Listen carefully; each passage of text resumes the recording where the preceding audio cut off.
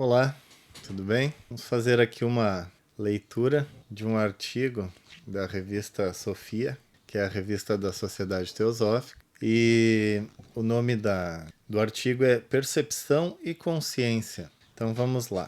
O ser humano pode ter consciência tanto do que está fora quanto dentro. Pode aprender a expandir sua percepção interior.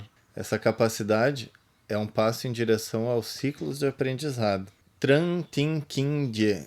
O sentido da nossa vida é aprender e aprender a estar perceptivo. Isso começa na mais tenra idade e vai até o final da vida, e começa novamente após o renascimento. O campo do conhecimento se estende de dentro para fora, e não é diferente do campo da consciência. Assim, saber é estar consciente. Um macaco é consciente do seu ambiente, mas pouco consciente de si mesmo. O ser humano pode ter consciência tanto do que está fora quanto dentro. Pode aprender a expandir sua percepção interior. Essa capacidade é um passo em direção aos ciclos de aprendizado. O conhecimento do que está fora implica a percepção do mundo objetivo. Você vê uma árvore que está no mundo físico dela, real, objetivo, porque você pode vê-la e eu também. Se eu não percebo a árvore, posso me chocar contra ela. Quando estou dirigindo um carro, a percepção do mundo externo também é indispensável. No nível da consciência humana, não consigo perceber o que acontece dentro de você e vice-versa. É algo subjetivo, relevante apenas para os indivíduos, mas cada um de nós, até certo ponto, pode estar autoperceptivo. Autopercepção implica que quando faço algo, eu sei que a ação está ocorrendo, eu a percebo. Da mesma forma, quando penso em algo ou em alguém, sei que o processo de pensar está em curso e onde está focado. Simplesmente eu estou perceptivo. Embora o conteúdo da sua consciência e o da minha possam diferir, o tecido fundamental de ambas é o mesmo. Não fosse assim, não haveria comunicação. A consciência é o campo unificado que permite comunicar, aprender e compartilhar. Uma vez que a ação começa na mente, qualquer ação no mundo físico tem origem na consciência. Portanto, a melhor disciplina para a reta ação é a percepção.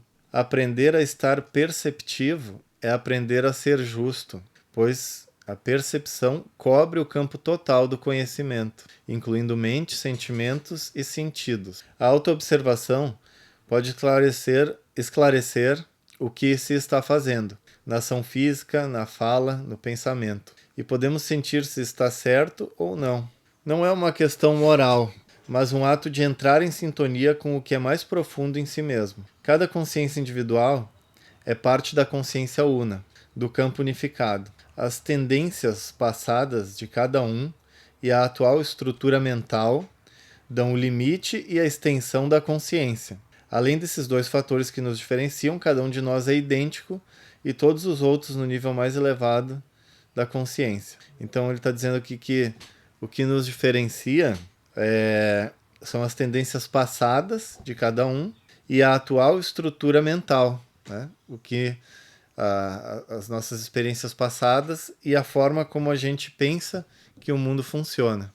Então surge a pergunta: como não reconhecemos que o tecido é o mesmo? Compreender os ensinamentos e aguçar a observação revelam que a percepção da separação entre o eu e os outros surge da negligência, da falta de atenção genuína. Quando pretendo estar perceptivo, o que percebo? Na maior parte do tempo, a atenção está inconscientemente focada em mim.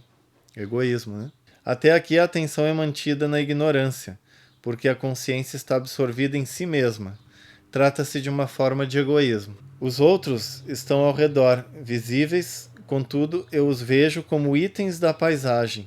O fato de que são seres sencientes passa despercebido. Isso acontece quando as pessoas veem uma vaca e seu bezerro. Não os percebem como seres sencientes, capazes de sofrer dor e desespero quando levados ao matadouro. A desatenção nutre a insensibilidade. Isso leva à noção de alteridade. O outro é desconhecido para o fragmento da consciência que eu identifico como eu. Cada um dos numerosos eus fragmentados vive na ignorância do outro. O que quer que este outro seja, seres humanos, animais, plantas ou planeta, para esses eus fragmentados, a maior parte da humanidade, o outro não conta. Esta é uma preocupação que clama por mudança. O que fazer? Aprender a perceber. É parte de um novo ciclo de conhecimento. Embora o conhecimento do mundo objetivo tenha superado qualquer expectativa, o entendimento do mundo subjetivo permanece quase no mesmo nível de milhares de anos atrás. O ser humano nunca dominou o uso do mundo objetivo como agora. Mas atualmente surge uma pergunta crucial sobre a inteligência artificial. Com ela, os cientistas aumentaram muito suas capacidades ao tentar fundir dados psicológicos sobre desenvolvimento cognitivo ao desempenho do computador. Conseguiram criar um robô, um nível de reações que indica alguma sensibilidade. A pergunta é: será sensibilidade real ou apenas um esquema formatado de respostas que se adapta a um conjunto de estímulos? É possível ensinar robôs a serem humanamente sensíveis? Pode-se ensinar ética aos robôs? A situação hoje é de competição entre inteligência humana e artificial. Com o rápido desenvolvimento dos algoritmos, as pessoas logo estarão saturadas de inteligência artificial. Sua velocidade e fluxo de cálculos superam em muito a capacidade humana. Os algoritmos são mais capazes do que nós de resolver problemas específicos, desde que sejam inseridos os estímulos certos e objetivos claramente definidos. Embora impressionante, essa função é apenas mecânica. No processo não pode haver qualquer perturbação por interferência emocional, portanto a inteligência artificial não cometeria erros, a não ser por um input, ou seja, entrada, tendencioso. A força e a fraqueza dos algoritmos é que, embora superem a mente humana em tarefas específicas, sua sensibilidade, se é que há alguma, é programada. O nome inteligência artificial é, portanto, inapropriado, porque a inteligência tem capacidades tanto mentais quanto emocionais. Uma vez que computadores não podem ter emoções ou mesmo pensamento autônomo genuíno, pode-se logicamente presumir que a ética não pode ser ensinada. Ensinar não é formatar. Educar é edutir, é tirar de dentro, enquanto que a inteligência artificial recebe os parâmetros de fora. A verdadeira percepção deve abarcar em seu campo o mundo objetivo, os seres humanos e todos os outros seres sencientes. Para reconhecer os seres sencientes como capazes de cuidar e de sofrer, o observador precisa perceber que eles fazem parte de uma comunidade global senciente. Contudo, empatia não é a solidariedade corporativa, que existe apenas numa coletividade específica. Ela deve se estender além do ciclo de relacionamentos pessoais. Raros são os animais que aplicam a empatia. De maneira geral, aos seus pares, embora alguns possam ser cuidadosos com os da sua própria espécie, e mesmo com as outras, muitos animais são afetuosos com sua própria progênie. O que dizer dos robôs? Os macacos podem ter alguma autopercepção, portanto, podem ter sensibilidade genuína.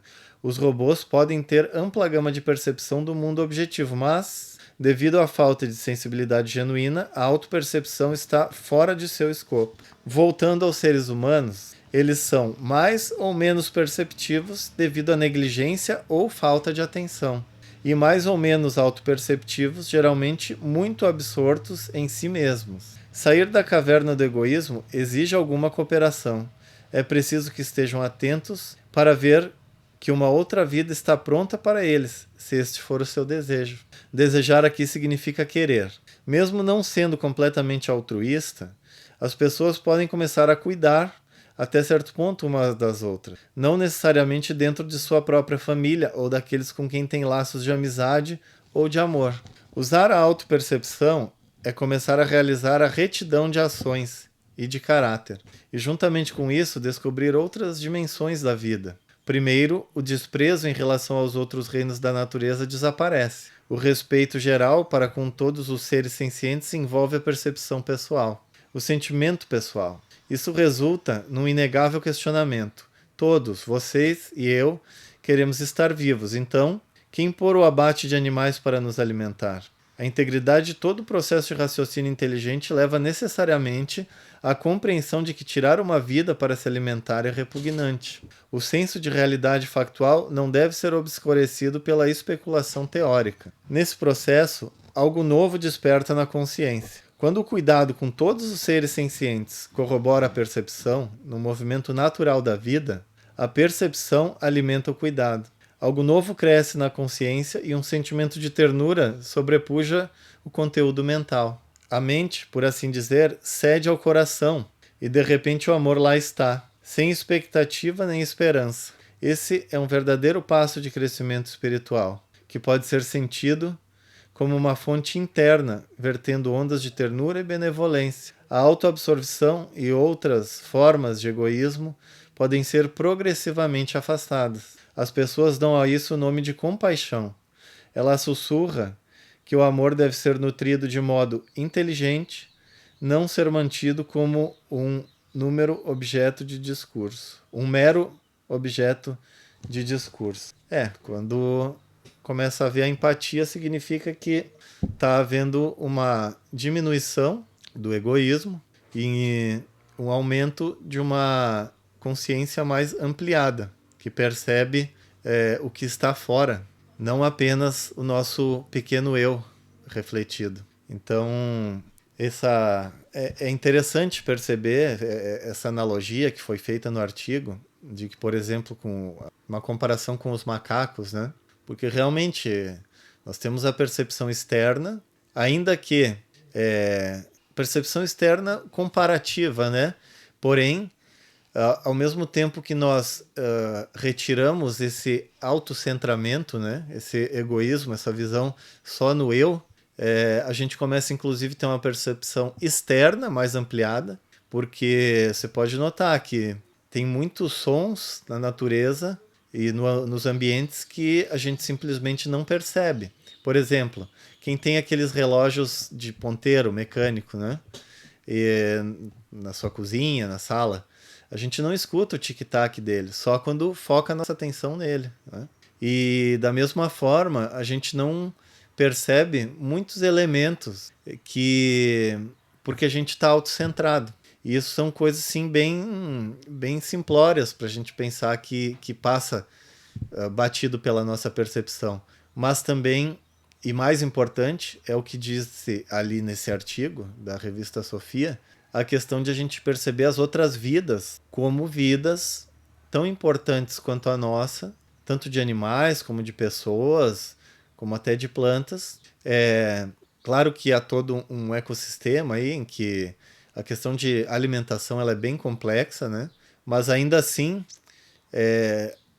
o respeito e a vontade de mitigar o máximo possível o sofrimento que dos nossos atos possa atingir outros seres, isso também é um indicativo de evolução, porque significa que nós estamos já percebendo outras coisas fora de nós mesmos. E isso de perceber as coisas fora de nós mesmos, a gente pode fazer um exercício de imaginação em que o ser humano começa a cada vez mais perder essa consciência estrita, perder não, ampliar, né?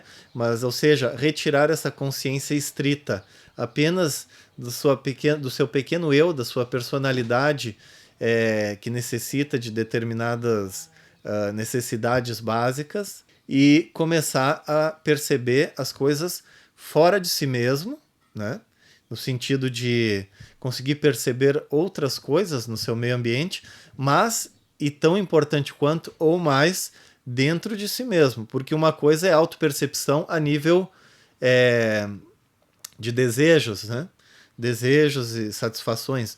Outra coisa é a autopercepção profunda, interna, aquela autopercepção onde a gente vai ir separando os elementos que são os elementos instintivos que fazem com que a gente não consiga expandir nossa consciência e afastando esses elementos, a gente vai encontrando uma coisa dentro de nós que é como se fosse uma luz, como se fosse uma chama criativa e que gera todo esse encadeamento de expansão da consciência. Então, tem um símbolo que se usa muito no esoterismo, que é o machado de duplo gume. Você corta fora, corta dentro, corta fora, corta dentro. É um movimento constante de autoconhecimento interno para ir ganhando consciência e ganhando empatia, solidariedade, fraternidade e com os seres sencientes que estão fora, e também mais percepção de todo o mundo que nos rodeia. Isso faz com que a gente não tropece em provas, em problemas simples, porque quando a gente tropeça em problemas simples, basicamente a gente está enxergando pouco. A nossa consciência está muito autocentrada a ponto de que a gente não enxerga uma solução para um problema simples, né? É como se fosse aqui tá o problema, né? E a gente faz isso aqui, né? Enfia na cara, assim.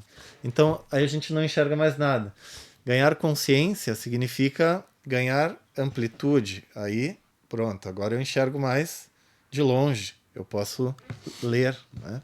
Então, disso é que se trata toda essa questão.